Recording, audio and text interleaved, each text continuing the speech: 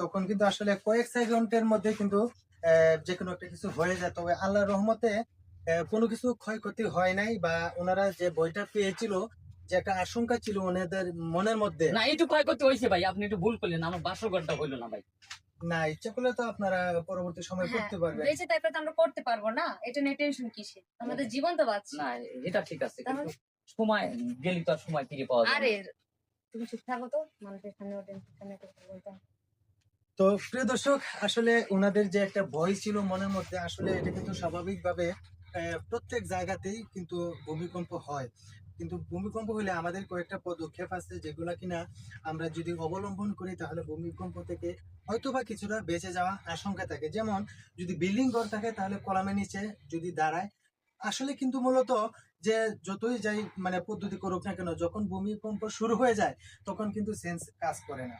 তো প্রিয় দর্শক, আমাদের এই ভিডিওটা বানানোর উদ্দেশ্য ছিল এটাই, যে ভূমিকম্পের যে কয়েকটা নিয়মাবলী আছে এগুলো যদি আমরা মেনে চলি হয়তোবা কিছুটা হলো আশঙ্কা মুক্ত হব।